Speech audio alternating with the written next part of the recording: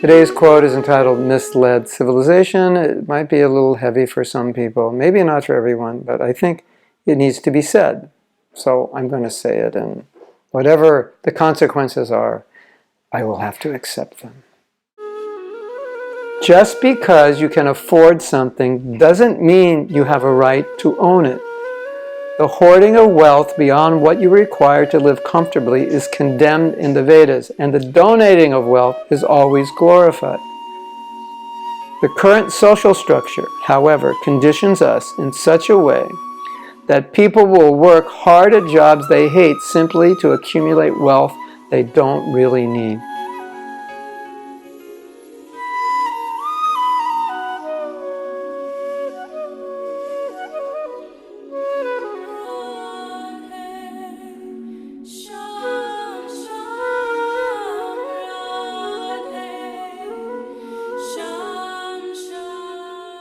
So what's this all about? Well, in our culture today, as you know, it's all about money. It's all about work hard, get ahead, make a lot of money.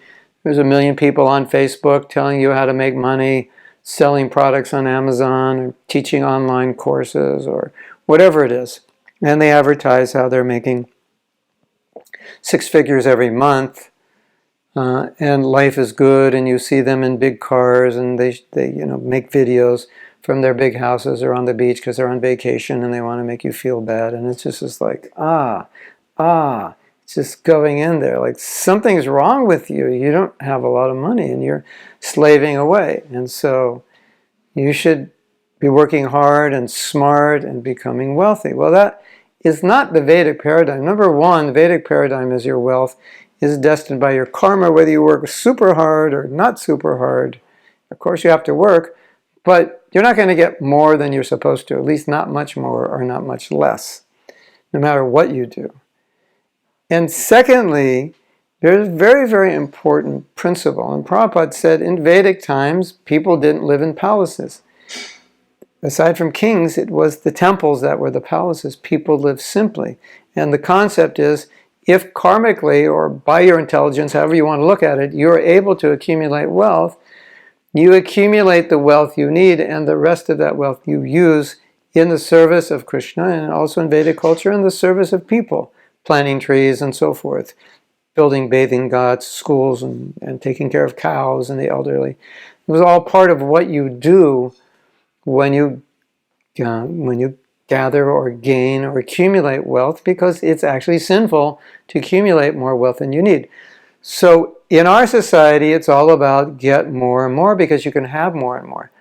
So in my study, my contemplation on this, I began to think that just because you can accumulate wealth and just because you can afford things, it doesn't actually mean you have a right to buy it, because just because you have it, it doesn't mean you can just spend it on anything, because that money is meant to be used in service, and it's not meant to be used beyond what we actually need to live comfortably. All right, your needs, my needs may be different. So comfortable for you and me may be different. But we're here talking about extravagance. We're talking about needs that are far beyond what any of us require.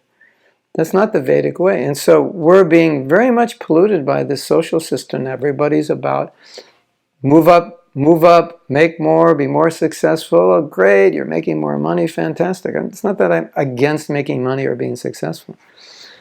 But you understand the principle that wealth is not meant to be sitting in the hands of 1% of the people or 5% of the people. Wealth is meant to be more equally shared. That was Krishna's desire. And the whole economic system now, as you know, is completely messed up. Our money is not backed up by gold. Prabhupada talks about the gold standard. He talks about the problems that are created when we don't have a gold standard. Interestingly, America, I believe, in 1974 gave up the gold standard. Prabhupada was talking about it before, perhaps stating what's going on in other countries or predicting it. The whole economy it's a very strange thing. It's just paper, money, and not even paper anymore. It's just numbers on a ledger. So this isn't even wealth anyway. Wealth isn't cows and grains and ghee and milk and like that, and land. So the whole system is messed up. So I just wanted to make this point that just because we're accumulating wealth doesn't mean I have a right to own all these things. That wealth is meant to be used in service. And if you do that, you purify your wealth, you purify your heart, everything becomes glorious. But the endless accumulation of wealth and accumulation of more and bigger is not what Krishna consciousness is about. But because we live in this society, we get very much affected by it. So I just wanted to make this point, reiterating what the Vedas say, that is actually sinful to overaccumulate. Wealth should be equally distributed. This is our Shastra. Nothing wrong with becoming rich. Use that. Build temples, support projects. Fantastic. That's what it's for. Hare Krishna. If you like this video, you can subscribe below. Also, I'd really appreciate it if you share this video with others, if you comment on it, if you like it, do whatever you have to click to share it, because I think a lot of devotees would appreciate getting these videos. I try to take our philosophy and put it in a practical way so we know how to apply it in daily activity.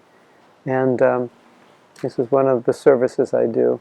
And I want to reach as many devotees as possible. If you can help me, I'd appreciate it so much. Thank you.